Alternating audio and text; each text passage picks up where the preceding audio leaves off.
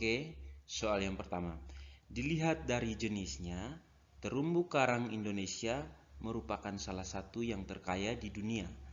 Secara ekonomis, terumbu karang bermanfaat sebagai. Oke, jadi ini pilihan jawaban yang ada, diperhatikan. Lalu ini merupakan gambar terumbu karang yang ada di bawah laut. Baik, jadi pilihan jawaban yang tepat itu adalah A, daerah tujuan wisata. Baik, jadi terumbu karang merupakan salah satu makhluk hidup yang ada di lautan. Terumbu karang memiliki banyak manfaat. Selain manfaat ekonomis, terumbu karang juga memiliki manfaat ekologi. Manfaat ekologi terumbu karang adalah sebagai tempat tinggal ikan, tempat hidup ikan, hingga tempat berkembang biaknya ikan. Selain sebagai daerah wisata, manfaat terumbu karang secara ekonomis adalah terumbu karang bisa digunakan untuk pembuatan obat. Terumbu karang di Indonesia merupakan salah satu terumbu karang terluas di dunia. Selain terluas, keindahan terumbu karang Indonesia juga sudah terkenal ke seluruh dunia. Namun, dalam pemanfaatannya banyak digunakan bahan-bahan yang dapat merusak terumbu karang seperti pada saat menangkap ikan menggunakan bahan peledak. Hal ini mengakibatkan terumbu karang di Indonesia mengalami kerusakan. Selain manfaat ekonomis, terumbu karang itu memiliki manfaat ekologi sebagai tempat hidup ikan. Next, salah satu faktor yang menyebabkan Pulau Jawa lebih padat dibanding pulau lainnya adalah, jadi ini pilihan jawabannya ada, diperhatikan. Jadi kepadatan penduduk merupakan indikator adanya perbedaan sumber daya yang dimiliki suatu wilayah. Wilayah yang memiliki sumber daya lebih baik sumber daya fisik maupun manusianya, akan cenderung dipadati penduduk. Jadi ini data kepadatan penduduk Pulau Jawa itu mencapai 945 jiwa per kilometer persegi.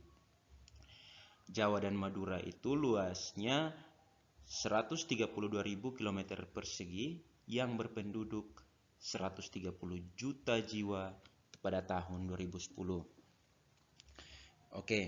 Jadi Pulau Jawa itu adalah daerah yang sangat subur dan telah lama berkembang dengan pertanian tradisional. Pada masa lalu, masyarakat masih mengembangkan pola ekonomi tradisional berupa pertanian. Lokasi Pulau Jawa yang sebagian besar wilayahnya mudah terjangkau menjadi salah satu penyebab persebaran penduduk di Pulau Jawa terus terjadi. Selain itu, Pulau Jawa juga merupakan pusat perkembangan politik pada masa pengaruh Hindu, Buddha, Islam, dan pada masa penjajahan. Baik, jadi pilihan jawaban yang tepat pada pertanyaan ini adalah B.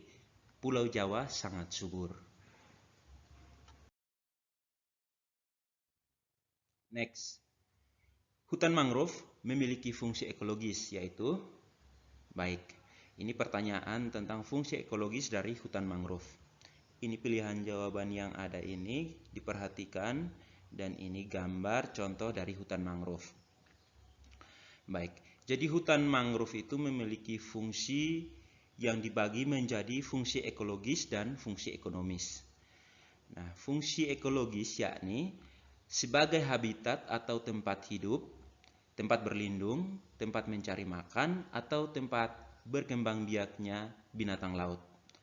Nah, selain itu, fungsi ekologis hutan mangrove sebagai stabilisator garis pantai, mencegah erosi akibat hantaman ombak, dan berperan sebagai penambah lahan pantai. Yang kedua, fungsi hutan mangrove sebagai fungsi ekonomis, yaitu dari kayu dan makhluk hidup di dalamnya. Kayu hutan mangrove dapat dimanfaatkan untuk kebutuhan hidup, misalnya kayu bakar, arang, hingga obat-obatan. Selain itu, ada beberapa hewan yang berkembang biak di sana, seperti ikan dan udang. Oke, jadi pilihan jawaban yang tepat dari pertanyaan ini adalah C. Pilihan jawaban C itu sebagai tempat berlindung binatang laut.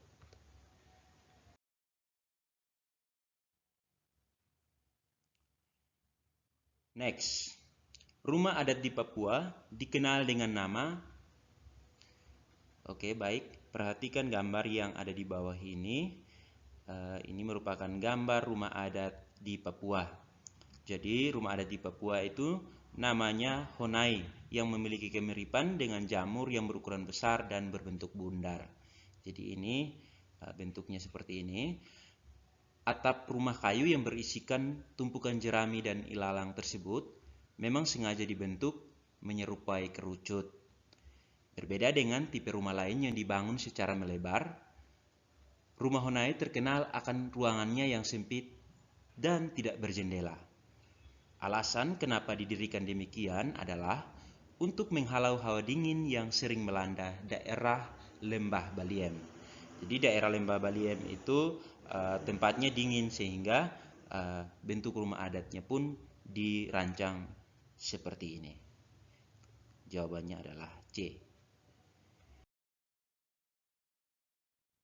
Next, sebuah tempat di permukaan bumi, baik secara keseluruhan maupun hanya sebagian yang digunakan oleh makhluk hidup untuk tinggal, disebut dengan. Baik, perhatikan pilihan jawaban yang ada. Jadi, setiap makhluk hidup yang hidup di bumi ini memerlukan ruang untuk melangsungkan kehidupannya. Tanpa adanya ruang, maka manusia dan semua makhluk hidup tidak memiliki tempat untuk hidup. Oke, jadi ruang itu adalah tempat di permukaan bumi, baik secara keseluruhan maupun hanya sebagian yang digunakan oleh makhluk hidup untuk tinggal. Oke, dari sini jelas bahwa pilihan jawaban yang tepat adalah A, ruang. Jadi ruang tidak hanya sebatas udara yang bersentuhan dengan permukaan bumi, tetapi juga lapisan atmosfer terbawah yang mempengaruhi permukaan bumi. Ruang juga mencakup perairan yang ada di permukaan bumi, baik itu laut, sungai, dan danau, serta di bawah permukaan air, itu air tanah, sampai pada kedalaman tertentu. Ruang juga mencakup lapisan tanah dan batuan sampai kedalaman pada lapisan tertentu yang menjadi sumber daya bagi kehidupan. Ini pilihan jawaban yang tepat adalah A. Next, perhatikan bagan yang ada di samping. Terjadi interaksi antar ruang karena ada syarat. Ya, jadi interaksi antar ruang itu terjadi karena ada beberapa kondisi saling bergantung, yaitu yang pertama syaratnya adalah saling melengkapi atau komplementari. Syarat yang kedua adalah kesempatan antara atau intervening opportunity. Dan syarat yang ketiga adalah keadaan dapat diserahkan atau dipindahkan atau transferability. Baik, jadi perhatikan bagannya ini. Wilayah B surplus ikan ke wilayah A. Lalu wilayah A surplus sayuran ke wilayah B. Baik, jadi ini kondisi seperti ini merupakan kondisi saling melengkapi. Nah, kondisi saling melengkapi itu terjadi jika ada wilayah-wilayah yang berbeda komoditas yang dihasilkan. Misalnya, wilayah A merupakan penghasil sayuran, sedangkan wilayah B merupakan penghasil ikan. Wilayah A membutuhkan ikan, sedangkan wilayah B membutuhkan sayuran. Jika masing-masing memiliki kelebihan, maka wilayah A melakukan interaksi dengan wilayah B melalui aktivitas perdagangan atau jual beli. Jadi pilihan jawaban yang tepat itu adalah A, saling melengkapi.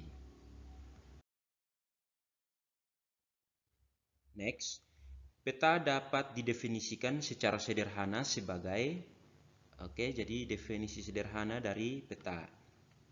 Perhatikan pilihan jawaban yang ada.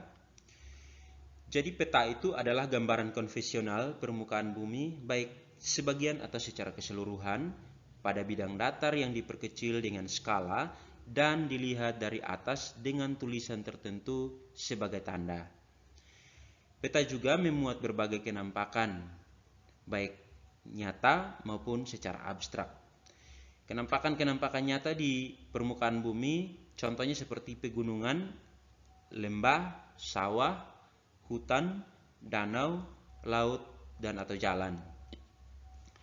Sedangkan kenampakan abstrak di muka bumi yaitu lintang bujur, batas wilayah, iklim, cuaca, garis ekuador, dan masih banyak lagi ya.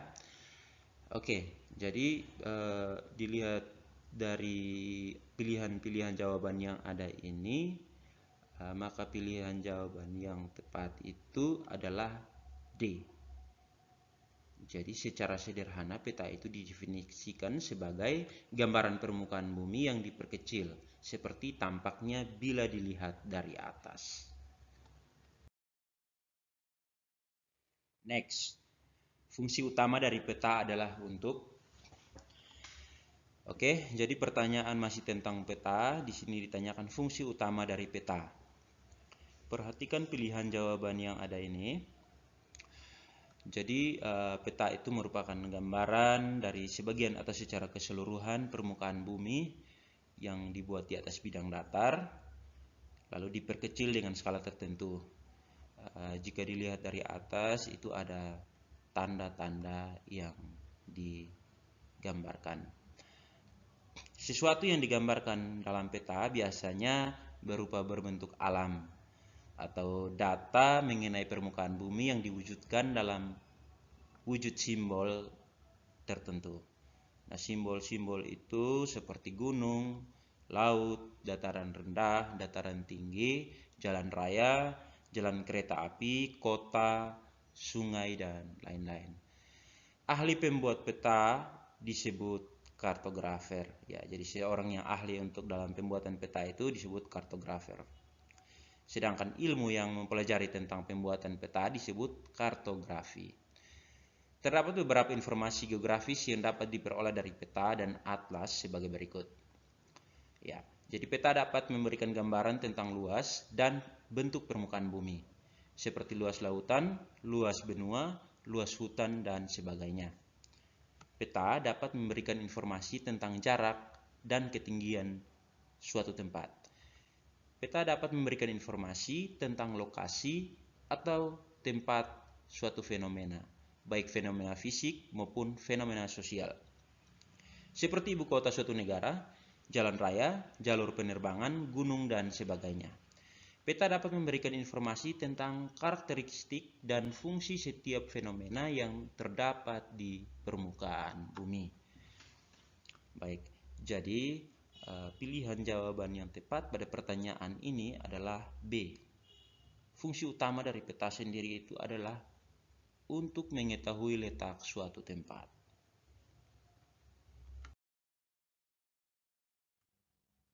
Next, pertanyaan masih tentang peta. Berikut ini merupakan syarat-syarat yang harus dimiliki oleh peta yang baik, kecuali. Jadi pertanyaannya itu kecuali ya. Syarat dari peta itu ada 3. Yang pertama, konform. Apa itu konform? Ya, jadi konform artinya bentuk di peta harus sama dengan bentuk di kenyataan sebenarnya. Baik, jadi misalnya jika ada kenyataan Pulau Sulawesi itu bentuknya menyerupai huruf K, maka ketika menggambarkan pada peta, bentuknya pun harus sama. Kalaupun ada distorsi, harus diminimalisir sekecil mungkin. Ya, jadi jangan sampai nantinya Pulau Sulawesi berubah menjadi huruf S misalnya. Syarat yang kedua, equidistant. Apa itu equidistant? Equidistant artinya jarak di peta harus sama dengan jarak di lapangan setelah dikalikan skala. Contohnya seperti ini. Jika ada jarak misalnya kota Bandung ke kota Jakarta, pada kenyataannya adalah 300 km, maka ketika dipetakan, jarak antara kedua peta tersebut harus sama ketika diukur dengan skala. Tidak boleh nantinya jarak kedua kota tersebut menjadi 500 km misalnya. Terlalu besar distorsinya. Yang ketiga, syaratnya adalah ekuivalen. Apa itu ekuivalen? Jadi ekuivalen artinya luas di peta harus sama dengan luas sebenarnya. Contohnya, jika luas Pulau Papua misalnya di kenyataan adalah 1000 km persegi, maka di peta juga ukuran luasnya harus sama dan tidak terlalu jauh berbeda saat dikalikan skala. Baik, jadi ekuivalen itu menyangkut dengan luas wilayah harus sama di peta dengan saat digambarkan. Yang kedua, equidistant itu adalah jarak, dan yang tadi pertama itu konform itu artinya bentuknya.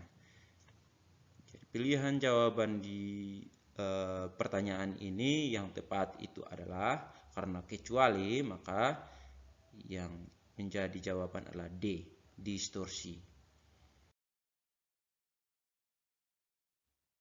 Next, sifat fisik yang dimiliki Kepulauan Indonesia sebagai pengaruh letak geografisnya adalah, jadi letak geografis, sifat fisiknya apa untuk Kepulauan Indonesia.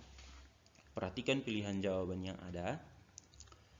Kita cari tahu jawabannya yang tepat ya.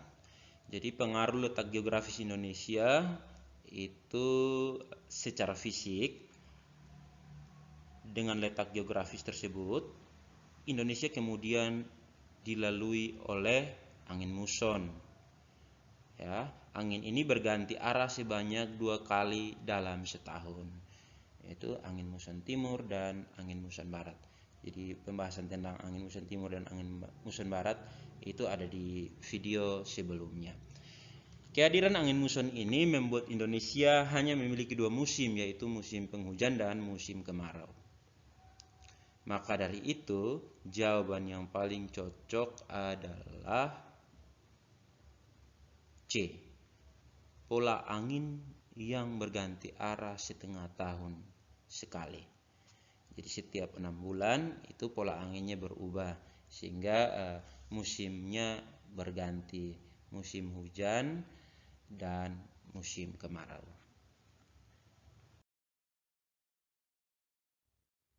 Next, salah satu pengaruh letak astronomis Indonesia adalah, ya, jadi ini letak astronomis itu punya pengaruh. Perhatikan pilihan jawaban yang ada.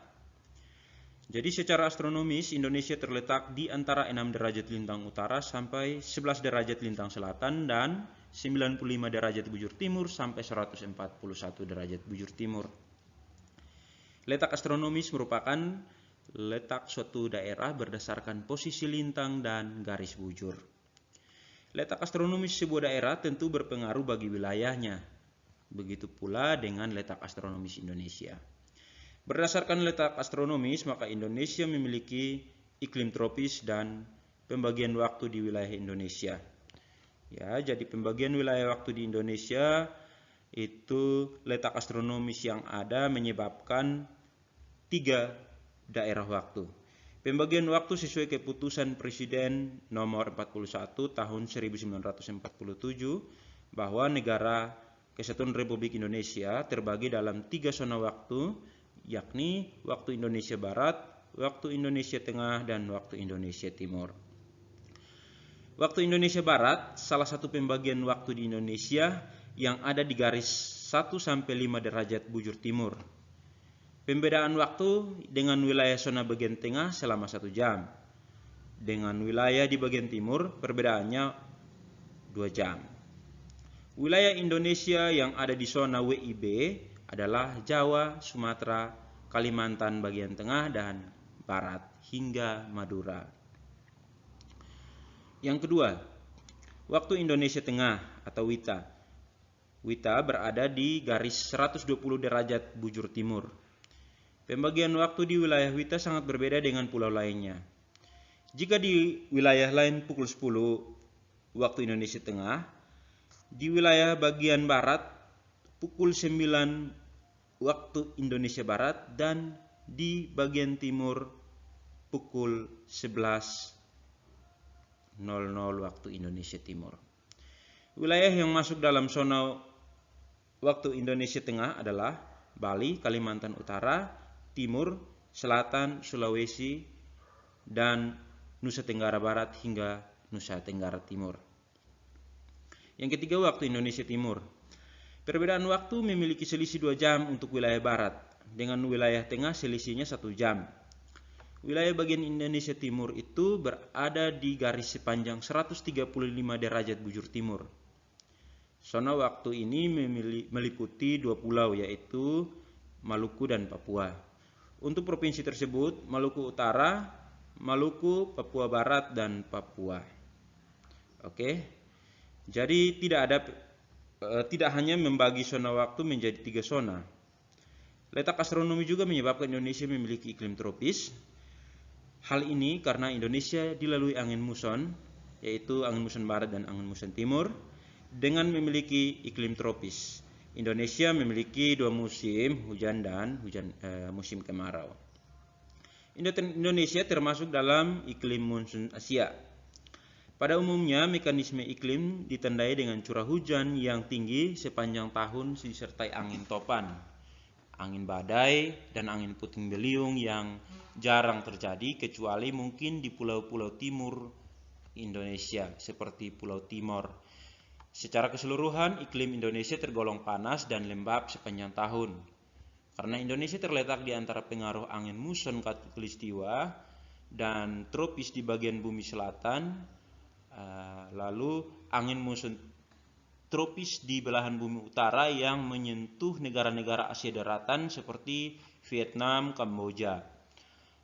Kondisi iklim Indonesia menyebabkan punya banyak waktu untuk mengembangkan kebudayaan dan menikmati kehidupan. Oke, baik. Jadi salah satu pengaruh dari letak astronomis yang tepat dari pilihan jawaban yang ada itu adalah B. Indonesia memiliki 3 daerah waktu. Next. Indonesia memiliki hutan hujan tropis yang luas dengan segala potensinya disebabkan oleh, baik, perhatikan pilihan jawaban yang ada, dan gambar di bawah ini merupakan gambar hutan hujan tropis. Oke. Indonesia itu memiliki hutan hujan tropis yang luas. Itu ada banyak potensi di dalamnya. Hal tersebut merupakan pengaruh dari letak astronomis wilayah Indonesia yang berada pada posisi 6 derajat lintang utara sampai 11 derajat lintang selatan dan dilalui oleh garis khatulistiwa. Jadi disebabkan oleh dilalui oleh garis khatulistiwa. Itu berarti memiliki curah hujan dan kelembapan yang tinggi pada pilihan jawaban D. Ini yang menjadi jawaban tepat. Next, letak geografis Indonesia berada di antara 2 benua dan 2 samudra, yaitu benua manakah dan samudra manakah itu? Perhatikan pilihan jawaban yang ada. Indonesia itu terletak di antara 2 benua, yaitu benua Asia yang terletak di sebelah utara Indonesia dan benua Australia terletak di sebelah selatan Indonesia. Serta ada 2 samudra, yaitu Samudra Pasifik di sebelah timur Indonesia dan Samudra Hindia ada di sebelah barat Indonesia. Letak geografis memberikan pengaruh bagi Indonesia, baik secara sosial, ekonomi, maupun budaya. Karena menjadi jalur lalu lintas pelayaran dan perdagangan dunia, bangsa Indonesia telah lama menjalin interaksi sosial dengan bangsa lain. Interaksi sosial melalui perdagangan tersebut selanjutnya menjadi jalan bagi masuknya berbagai agama ke Indonesia. Indonesia yang kaya akan sumber daya alam menjual berbagai komoditas atau hasil bumi seperti kayu cendana, lada, pala, cengkeh, dan hasil perkebunan lainnya ke negara-negara Eropa, Cina, dan negara-negara lain. Oke, jadi pilihan jawaban yang tepat adalah B. Benua Asia, benua Australia, dan Samudra Pasifik, Samudra Hindia.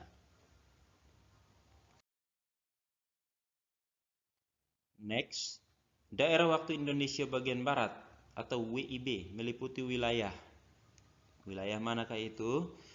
Jadi daerah waktu ini pembahasannya ada pada beberapa soal sebelumnya. Nah, kita perhatikan sama-sama pilihan jawaban yang ada. Ini gambar peta pembagian wilayah waktu di Indonesia. Oke, coba perhatikan baik-baik. Pilihan jawaban yang tepat dari daerah waktu Indonesia bagian Barat itu meliputi wilayah A. Jawa, Sumatera, Madura, dan Kalimantan. Ya, Kalimantan itu ada Kalimantan Tengah dan Kalimantan Barat.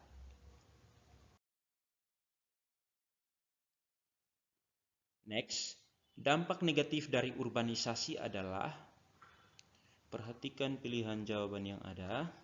Jadi urbanisasi itu adalah perpindahan penduduk dari desa menuju kota.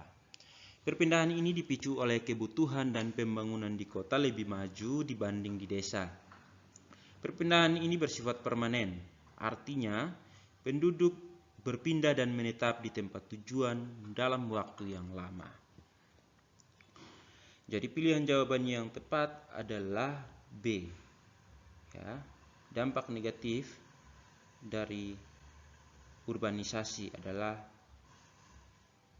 kurangnya tenaga muda di sektor pertanian, ya.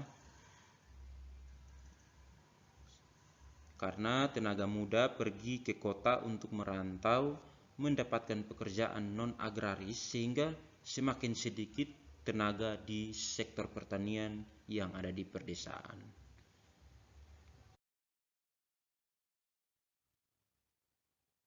Next, pencatatan peristiwa-peristiwa kependudukan dan segala kejadian penting yang mengubah status sipil seseorang sejak lahir sampai mati disebut, ya, jadi ini pilihan jawaban yang ada diperhatikan.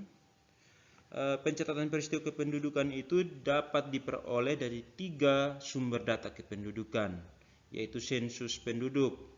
Itu adalah perhitungan jumlah penduduk secara periodik, tepatnya setiap 10 tahun sekali. Lalu yang kedua, survei penduduk.